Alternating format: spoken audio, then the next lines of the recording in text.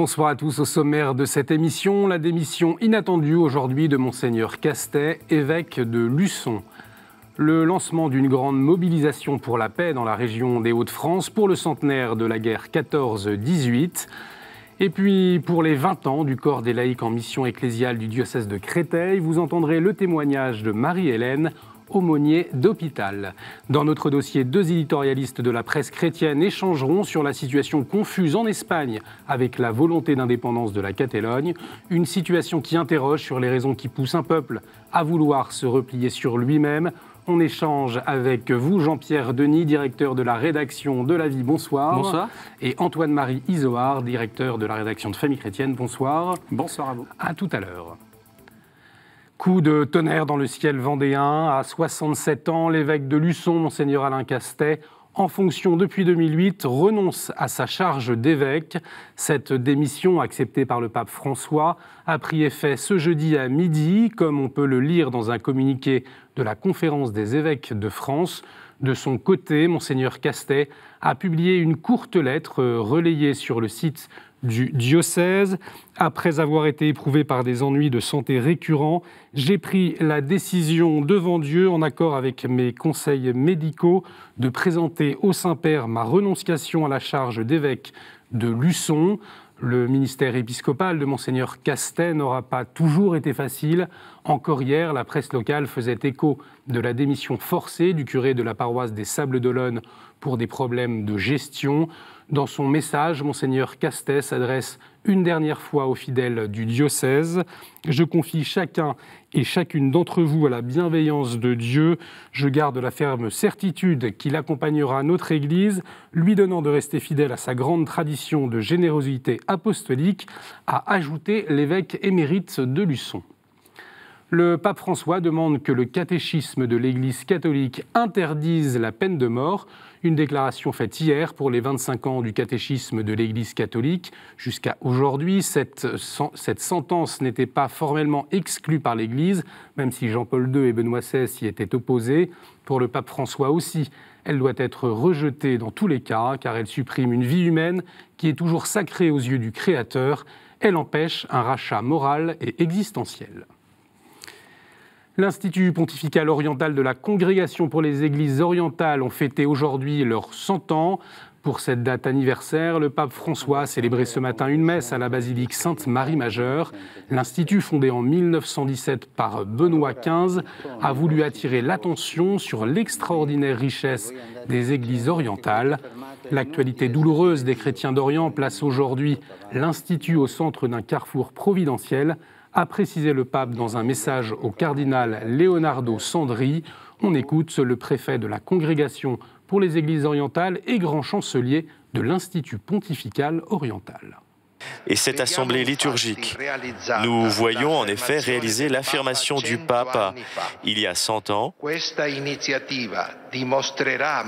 Cette initiative démontrera manifestement comment dans l'Église de Jésus-Christ, laquelle n'est ni latine, ni grecque, ni slave, mais catholique, il n'existe aucune discrimination entre ses fils et que tous, latins, grecs, slaves et des autres nationalités, ont tous la même importance face à ce siège apostolique. Et puis il y a quelques heures, dans un message vidéo, le Saint-Père a fait part de sa proximité avec le peuple brésilien qui fête aujourd'hui sa sainte patronne, Notre-Dame d'Aparecida. Cette année 2017 est aussi une année jubilaire pour le Brésil. Il y a 300 ans, la statue de Notre-Dame d'Aparecida fut pêchée par 3 Brésiliens qui eurent ensuite une pêche abondante. La dévotion pour cette statue n'a alors cessé de croître. Les autorités civiles et religieuses de la région des Hauts-de-France lancent une grande mobilisation pour la paix. L'année 2018 sera marquée par le centenaire de la Première Guerre mondiale. Elle a particulièrement éprouvé le nord de la France et pour ne pas oublier, les représentants religieux et institutionnels ont lancé hier une année de mobilisation pour la paix. Cela s'est passé à l'Université catholique de Lille qui se transformera le temps d'une année en campus de la paix. L'archevêque de Lille, Monseigneur Ulrich, explique le sens de cette démarche. Dans ce pays qui est plein de cimetières militaires, il y en a 600 dans le Nord et le Pas-de-Calais. pour 600 000 morts dans les batailles de l'Artois. Donc nous pensons que c'est, comme chrétiens, que nous avons à saisir cette occasion, non seulement pour dénoncer les méfaits de la guerre, mais aussi pour essayer d'éduquer à la paix. En appelant nos frères des autres pays, nous disons, eh bien, ensemble, nous reconnaissons que nous avons mal agi et que nous avons mené, nos ancêtres ont mené une guerre tout à fait inutile et sans cause. Voilà ce que les historiens nous apprennent aujourd'hui. Il n'y a pas vraiment de cause à cette guerre. Il y a des prétextes, mais il n'y a pas vraiment de cause. Donc cette guerre a été une occasion assez extraordinaire de redécouvrir la fraternité chrétienne comme un ferment de fraternité universelle pour créer et se souvenir que l'humanité est une. Une fraternité chrétienne qui va se vivre tout au long de cette année pour la paix, car elle a aussi une dimension œcuménique. Les églises anglicanes et protestantes d'Angleterre et d'Allemagne se sont jointes au projet. Monseigneur Villemot, évêque anglican de Douvres à Canterbury, nous dit pourquoi. Ecumenism is not about the churches. Ecumenism is about how we as brothers and sisters in Christ serve God's world. And so the search for peace is at the very heart of everything we should be about as followers of Jesus Christ. Peace unites us all across national boundaries. And I think the Christian Church has a fundamental role to play in that work of building peace and crossing boundaries. Because the only boundary, if there is one, is not man-made, but the kingdom of God. And the kingdom of God is for all people. Cette vaste mobilisation aura comme point d'orgue plusieurs rassemblements pendant 4 jours en avril prochain, mais déjà une exposition itinérante a été inaugurée hier au collège Saint-Joseph à Arras. C'est par un chant de Laurent Voulzy, Le pouvoir des fleurs, que la délégation de Fête la paix a été accueillie au lycée Saint-Joseph d'Arras. L'établissement scolaire a organisé une série de démarches afin de commémorer le centenaire de la guerre 14-18. Ils sont aujourd'hui le premier lieu d'accueil de l'exposition Fête la paix. Ce que l'on veut vraiment, c'est que les élèves soient dans une posture, à savoir une posture de bienveillance à l'égard d'eux-mêmes et à l'égard des autres. Et c'est comme ça qu'on instaurera la paix. Pour Monseigneur Jean-Paul Gégère, évêque d'Arras, le devoir de mémoire de la jeune génération est indispensable.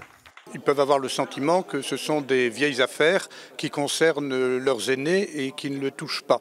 Les causes des conflits sont toujours à veiller et à nous surprendre éventuellement. Et donc il est heureux que des jeunes en soient avertis et qu'on les aide à construire concrètement la paix. Parce que la paix, ce n'est pas simplement l'absence de guerre, c'est aussi un art de vivre, un art nouveau de vivre ensemble. Et je pense que les jeunes peuvent s'y atteler. L'exposition, itinérante, sera proposée à différents centres culturels et autres établissements scolaires à Arras, mais aussi dans d'autres villes des Hauts-de-France. Cela ne vous a peut-être pas échappé, une campagne d'affichage de la Manif pour tous contre la PMA et la GPA a fait réagir. Sur l'affiche en question, on voit une silhouette de bébé au milieu de légumes avec ce message « Après les légumes OGM, les enfants à un seul parent ». La secrétaire d'État à l'égalité entre les femmes et les hommes, Marlène Schiappa, mais aussi plusieurs associations ont demandé le retrait de cette affiche. Marlène Schiappa a ajouté sur les réseaux sociaux « Comparer les bébés nés après FIV ou insémination à des légumes OGM est profondément offensant pour les enfants et leurs familles ».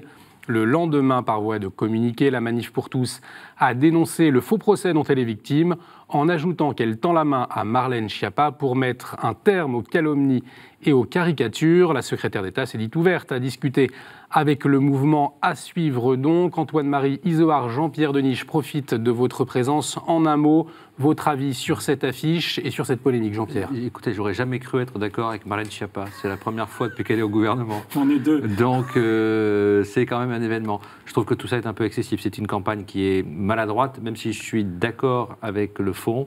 L'idée d'avoir des enfants, en fait, ce qui est derrière, c'est au fond finalement l'idée que la procréation devient complètement quelque chose d'artificiel.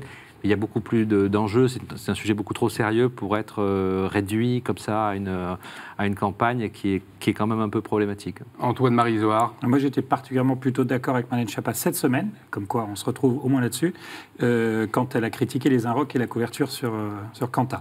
En revanche, sur la PMA, je pense qu'il y a peut-être maladresse, je ne sais pas, je ne suis pas assez calé. Il faut être prudent en la matière, mais j'ai souvenir qu'il y avait un mot en dessous de ce tweet, en plus de l'affiche, qui était très clair sur le respect de l'enfant. Donc je pense qu'on ne peut pas préjuger d'une atteinte à l'enfant, d'une attaque à l'enfant vis-à-vis de la Manif pour tous. Mais le débat sera houleux. Marlène Schiappa sait qui sont ou qui seront ses adversaires ou ses opposants. Et la Manif a appelé au dialogue. Et je pense qu'il serait temps que ces gens-là se rencontrent.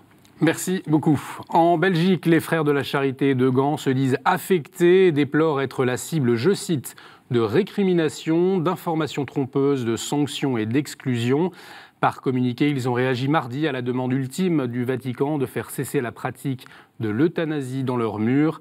Les frères de la Charité de Gand ajoutent que s'ils font tout pour convaincre les patients à ne pas recourir à l'euthanasie, ils ne veulent pas rejeter d'avance le choix de ces personnes. 10 ans après la mort du cardinal Lustiger, les historiens se réunissent pour 2 jours de colloque. D'aumônier d'étudiants à Archevêque de Paris, le cardinal Lustiger a profondément marqué l'Église de France. Établir les défis auxquels il a été confronté comme pasteur, comprendre ses réponses et ses actions, c'est l'objectif du colloque qui s'est ouvert ce matin à l'École normale supérieure, sous la direction de Denis Pelletier de l'École pratique des hautes études. On l'écoute. Je pense qu'il interpelle les gens dans la mesure où son propre catholicisme est effectivement un catholicisme hors norme, c'est le catholicisme d'un converti du judaïsme qui a vécu de manière très brutale et très personnelle un certain nombre de drames du XXe siècle et notamment les totalitarismes, qui est rentré dans le catholicisme par une confrontation directe avec la modernité et qui par ailleurs a une culture suffisante pour saisir aussi les contradictions de cette modernité, les difficultés qu'elle pose au catholicisme. Et par conséquent, il interpelle les gens dans ce rapport à la modernité avec lequel il ne veut pas rompre, mais dans laquelle il ressent aussi un certain nombre de difficultés qu'elle pose à l'appartenance catholique et à la foi. Le diocèse de Créteil fête les 20 ans du corps des laïcs en mission ecclésiale. Toute la semaine, les laïcs qui ont servi le diocèse depuis 1997 sont invités à se retrouver pour des temps de partage. Ces hommes ou ces femmes ont eu une fonction particulière confiée par l'évêque pour plusieurs années. La plupart sont salariés. Comme Marie-Hélène, elle est aumônier au centre hospitalier de Bicêtre. On écoute son témoignage. J'ai de la joie à être ici, même si ça peut paraître incongru ou décalé peut-être par rapport à ce qui se vit là. Mais peut-être cette joie, c'est une certaine sérénité, quoi. Sérénité qui est pour moi liée à l'Évangile. Voilà, je suis très habitée par certains passages d'Évangile, dans l'aveugle, là, quand Jésus lui dit « Que veux-tu que je fasse pour toi ?» Moi, quand j'arrive auprès d'une famille, c'est cette phrase-là que j'ai en tête aussi. Je ne suis pas là pour apporter quoi que ce soit, mais voilà, je vais rencontrer cette famille. Qu'est-ce qu'elle veut finalement? J'entends le témoignage des prêtres que la présence des laïcs en mission ecclésiale dans les équipes pastorales de secteur a changé l'atmosphère. Parce que sont quelquefois plus jeunes que les prêtres, elles apportent un dynamisme, elles apportent une autre façon de voir le monde. Elles sont mères de famille en même temps, donc elles apportent aussi ce qui se vit dans les familles ou dans leur milieu professionnel. Elles ont un autre regard que les pasteurs.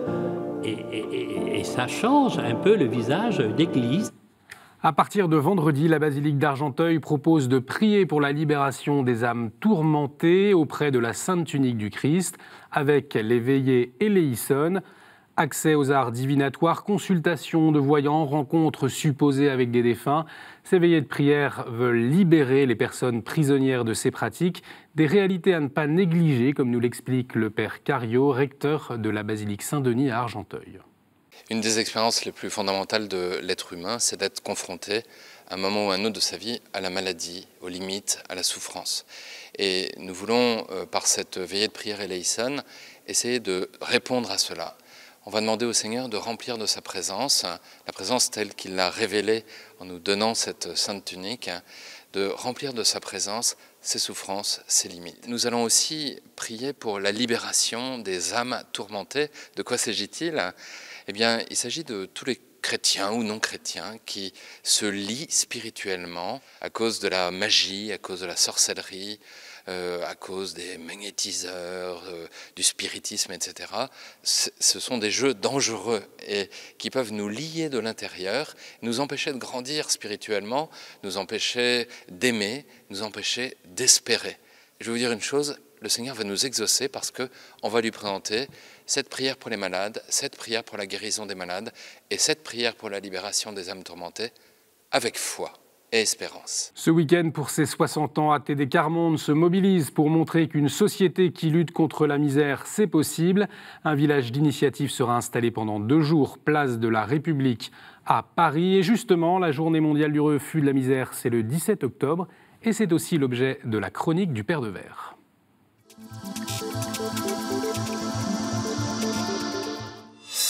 Bien, chers amis, bonjour. Cette semaine se prépare cette journée mondiale du refus de la misère. Et d'ailleurs, dès samedi, il y aura place de la République ici à Paris, mais aussi dans d'autres villes, un certain nombre de manifestations. Ici, l'un des journalistes à KTO me dit « Mais cette journée, à quoi elle sert ?» Et la question est à la fois provocante, mais en fait, elle est juste, cette question. Naturellement, ce n'est pas dans une journée qu'en fait les choses vont se régler. Mais peut-être que cette journée, ça pourrait être le temps précisément d'un discernement, d'une interrogation, de se dire « mais qu'est-ce que je fais concrètement pour faire reculer l'inacceptable ?» Cette misère, finalement, elle est celle de ces hommes et de ces femmes qui ne disent rien. Beaucoup d'ailleurs se pensent comme étant illégitimes en raison de leur exclusion. Et donc toute la question, c'est précisément de pouvoir dire à ces hommes et ces femmes de s'avancer, de ces enfants d'ailleurs, et de leur dire « mais vous avez toute votre place ». Lutter contre la misère, c'est lutter pour la vie. Peut-être que nous pourrions garder cette interrogation, d'ailleurs c'est l'évangile de cette semaine, de cet homme, du docteur de la loi, qui dit au Seigneur « mais que me faut-il faire pour avoir en héritage la vie éternelle ?» Et Jésus dit à cet homme qui connaît par cœur finalement la loi, mais qui ne touche pas son cœur, il lui dit en fait, il y a 2 attitudes. C'est celle en fait de servir et de partager. Alors, mais partager avec qui, s'interroge-t-il, qui est mon prochain? Et naturellement, la tentation, elle est réductrice. Mais notre tentation à nous n'est-elle pas non plus aussi réductrice pour finalement être aussi des lointains à l'égard de ceux qui sont touchés par la misère? Et puis servir la cause de ces hommes et de ces femmes, c'est aussi servir la cause de Dieu.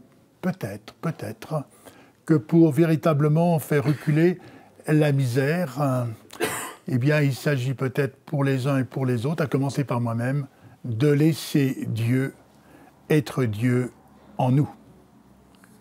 Merci Père. Tout de suite, la revue de presse.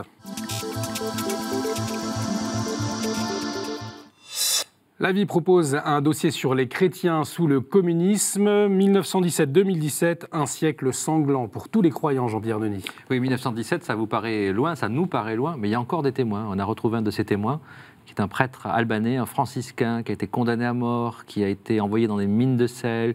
Il a été libéré, mais là, il est envoyé dans les égouts. Et vous vous souvenez de ces images très frappantes quand le pape François était en Albanie, qu'il a rencontré ce prêtre. Il a décidé de le créer cardinal. Nous l'avons retrouvé dans son modeste appartement en Italie. Et c'est un témoin vraiment vivant. Et puis on s'est posé aussi une question. Après tout, nous, à la Vie, comment on a traité ces décennies communistes, enfin la deuxième moitié de ce siècle communiste, depuis le début de l'existence du journal en 1945. Est-ce que nous nous sommes trompés? Au-delà, est-ce que les cathos de gauche se sont trompés? Et on apporte une réponse, je crois, assez nuancée et finalement assez satisfaisante. Georges Jourdain, le fondateur de La Vie, ne s'est pas trop trompé quand il disait que le communisme était une église adversaire de l'église chrétienne. Merci Jean-Pierre Denis.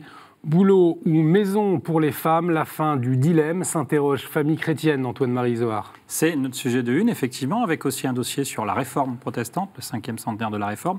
Et puis, à croire qu'on s'est parlé la semaine passée, on a choisi, nous aussi, de mettre en avant un cardinal peu connu ici en France aussi, avec une histoire moins tourmentée, évidemment. C'est le président de Caritas Internationalis, qui est aussi l'archevêque de Manille, le cardinal Luis Antonio Tagle, qui passe souvent du rire aux larmes, qui est très, très impressionnant. Il pleure quand il s'agit de parler des migrants dont il s'occupe et auprès desquels il se rend avec Caritas. Et puis, il rit quand on lui dit « mais vous savez, vous serez peut-être le prochain pape ».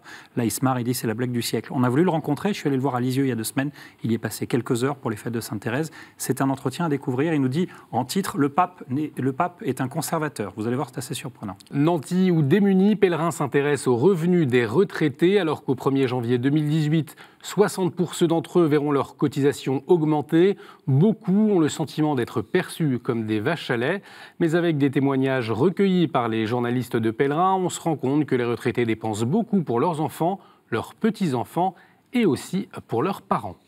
France catholique propose 10 pages sur l'exposition des chrétiens d'Orient à l'Institut du monde arabe qui se tient jusqu'au 14 janvier. Focus sur quelques pièces uniques qui y sont présentées. Également une interview avec Monseigneur Golnisch, directeur général de l'œuvre d'Orient, qui a collaboré activement à cette exposition. Réforme propose un dossier sur le combat des églises contre les armes à feu aux États-Unis. Après le massacre de Las Vegas, elle milite pour le gun control, tandis que les Américains demandent toujours plus d'armes et non moins. Alors pourquoi ? Réponse dans l'hebdomadaire protestant. Voilà pour votre revue de presse. Tout de suite, on retrouve 2 éditorialistes de la presse chrétienne pour notre dossier.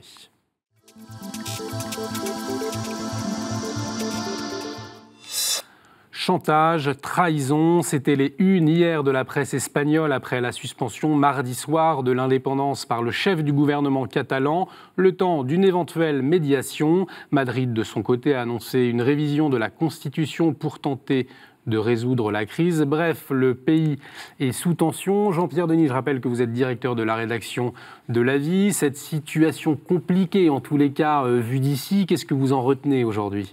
D'abord, ce n'est pas encore une révision de la Constitution, c'est d'abord, dans un premier temps, l'application d'un article qui n'a jamais été utilisé et qui, de fait, amène le pouvoir central, national, Madrid, à mettre au pas, après l'avoir sommé de se raviser, une collectivité qui désobéit. Donc on est encore dans cette entre-deux.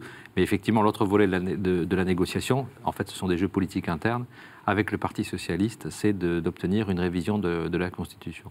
Et moi, ce qui me frappe, c'est au fond que les acteurs de cette tragédie, qui en est presque une tragédie, en tout cas de ce drame, ne sont pas à la hauteur de la pièce. On a un Premier ministre à Madrid qui est accroché à la Constitution et évidemment, c'est très important la Constitution dans une démocratie, mais c'est un problème politique et culturel. Il faut le résoudre politiquement et culturellement. Et on a à Barcelone, malheureusement, une coalition hétéroclite qui va de l'extrême gauche, mais vraiment de l'extrême gauche la plus radicale, à, disons, la démocratie chrétienne ou l'équivalent, et qui ne tient que par la surenchère nationaliste. Et donc, les acteurs de cette situation ne peuvent pas sortir de l'impasse dans laquelle ils sont eux-mêmes fourvoyés. La seule chose, c'est que le leader catalan a reculé finalement à la dernière minute, ce qui était d'ailleurs un petit peu étonnant, avec cette déclaration surréaliste, indépendance et puis suspension de l'indépendance. On est dans une situation qui est réellement imprévisible, instable et très inquiétante. Antoine-Marie Zohar, vous aussi, vous êtes déçu par le comportement des autorités politiques, vous en attendez plus ? Disons que du côté de Madrid, effectivement, il y a la loi, rien que la loi, avec cet attachement évident, vous l'avez dit Jean-Pierre, à la Constitution. Mais enfin, en même temps, on sait, alors peut-être qu'a posteriori, mais je pense que les observateurs locaux le savaient pertinemment, si le référendum avait été autorisé, une forme de référendum en tout cas, il est très probable que les Catalans ne se soient pas prononcés en faveur de l'indépendance. Là, se sont allés dans la violence d'ailleurs, ce qui est totalement contre-productif pour les images qu'on a pu voir, évidemment contre-productif pour l'autorité du gouvernement espagnol et de Rajoy. On a vu que finalement, tout porte à penser que Rajoy a très très mal géré ce dossier. Alors de l'autre côté, il faut se demander d'où vient cette demande d'indépendance, parce qu'on sait, quand on regarde un peu le dossier, donc c'est 17 régions autonomes, l'Espagne, donc globalement déjà, ça fonctionne très différemment de chez nous. Il y a cette spécificité catalane.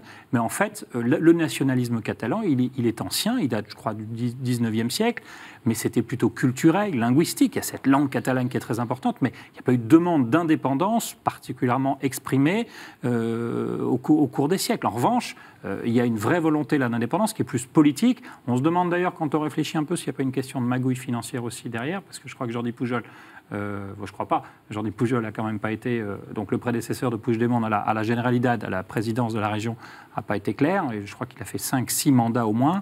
Il y a des affaires financières de corruption énormes, et on se demande s'il n'y a pas encore des magouilles qui continuent, et si on n'essaie pas de nous faire un peu oublier, ou de faire oublier au peuple espagnol en tout cas, ces affaires-là, sachant qu'à Madrid, il y a aussi quelques problèmes. Vous savez, c'est une affaire qui vient de loin.